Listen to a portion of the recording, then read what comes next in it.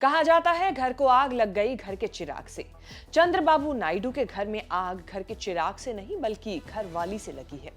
नारा भुवनेश्वरी ने ऐसा नारा लगवाया कि आंध्र की राजनीति में हो गया हंगामा। चंद्रबाबू नायडू की पत्नी नारा भुवनेश्वरी राजनीति में नहीं है, घरेलू महिला है। चंद्रबाबू नायडू जेल चले गए तब उन्होंने पति के समर्थन में सड़क पर उतरकर जगन मोहन रेड्डी के खिलाफ आसमान सिर पर उठा लिया था। लगता है अब उन्होंने फुल टाइम राजनीति में उतरने की ठान ली है। तिरुपति के कुप्पम में महिलाओं के सम्मेलन में उन्होंने भाषण दे दिया कि वो चाहती हैं कि उनके पति चंद्रबाबू नायडू राजनीति में 35 साल बिताने के बाद आराम करें। राजनीति में आऊंगी इसीलिए मुझे वोट करें। चंद्रबाबू नायडू कुप्पम सीट से ही कई चुनाव जीतकर विधायक बने हैं। కుప్పంకి వచ్చి నాకు ఒక కోరిక వచ్చింది నా మనసులో, మీరు ఫ్రీగా ఉండండి, నేనేం కొట్టను తిట్టను మిమ్మల్ని. చంద్రబాబు నాయుడు గారు 35 ఏళ్ళ నుంచి మీరు ఆ నమ్మకంతో ఆయన ఎమ్మెల్యేగా చేశారు, అవునా కాదా? ఇప్పుడు నాకు ఒక కోరిక కలిగింది, ఆయన్ని కొంచెం రెస్ట్ తీసుకోమని నేను నుంచుందాం అనుకుంటున్నాను. भुवनेश्वरी यही नहीं रुकी, उन्होंने पहले भीड़ से चंद्रबाबू नायडू के नाम पर हाथ उठाकर वोटिंग कराई, फिर अपने लिए भी वोटिंग कराई। महिलाओं ने दोनों के लिए हाथ उठा दिए तो उन्होंने कहा कि आप ऐसा नहीं कर सकते, दोनों का समर्थन नहीं कर सकते। भुवनेश्वरी आंध्र प्रदेश में निजाम गेलावली यात्रा यानी सच्चाई की जीत वाली यात्रा करके टीडीपी का प्रचार कर रही हैं। भुवनेश्वरी का बयान चंद्रबाबू नायडू के विरोधी जगन मोहन रेड्डी की पार्टी वाईएसआर-सीपी ने लपक लिया है। सोशल मीडिया में भुवनेश्वरी के बयान को नायडू की राजनीति से विदाई के तौर पर पेश किया जा रहा है। हल्ला मच गया, तब जाकर भुवनेश्वरी को लगा कि ब्लंडर हो गया है। सफाई में कहने लगी कि वो गंभीरता से बातचीत नहीं कर सकती, इसीलिए मजाक किया था। कुप्पम से चुनाव तो चंद्रबाबू नायडू ही लड़ेंगे।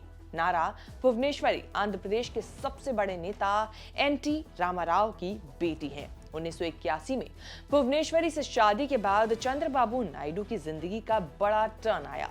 चंद्रबाबू नायडू ने पॉलिटिकल करियर कांग्रेस से शुरू किया था। 1975 में वेंकटेश्वरा कॉलेज में पढ़ते हुए नायडू यूथ कांग्रेस से जुड़े। 1978 में कांग्रेस के टिकट पर चुनाव लड़कर 28 साल में पहली बार विधायक बने। 30 साल में कांग्रेस सरकार में मंत्री बन गए। इसके बाद राजनीति में उन्होंने पीछे मुड़कर नहीं देखा। उस जमाने में आंध्र प्रदेश में सिनेमेटोग्राफी विभाग होता था।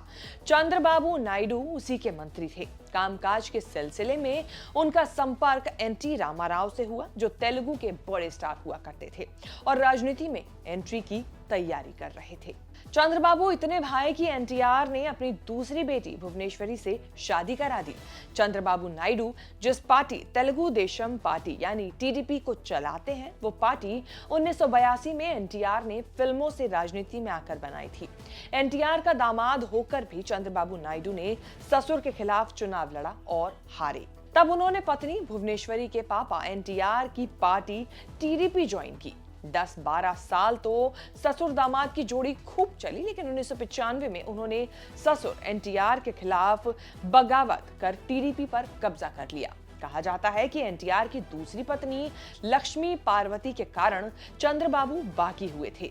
1996 में एनटीआर के निधन के बाद से पूरी टीडीपी चंद्रबाबू नायडू के पास है। तो ये तो थी चंद्रबाबू नायडू की अब तक की राजनीति की कहानी, लेकिन फिलहाल जो उनकी पत्नी ने बयान दिया है उसको लेकर विवाद काफी गर्मा रहा है। आपके हिसाब से चंद्रबाबू नायडू इस बार कौन सी सीट से चुनाव लड़ सकते हैं, जैसा कि हमने बता ही दिया है, लेकिन आपके हिसाब से और क्या कुछ आगे की राजनीति चंद्रबाबू नायडू के जीवन में होने वाली है? कमेंट करके जरूर बताएं। आपको ये वीडियो कैसी लगी ये भी बताना बिल्कुल ना भूलें, और अगर आपने हमारे चैनल को सब्सक्राइब नहीं किया है तो जरूर कर लें।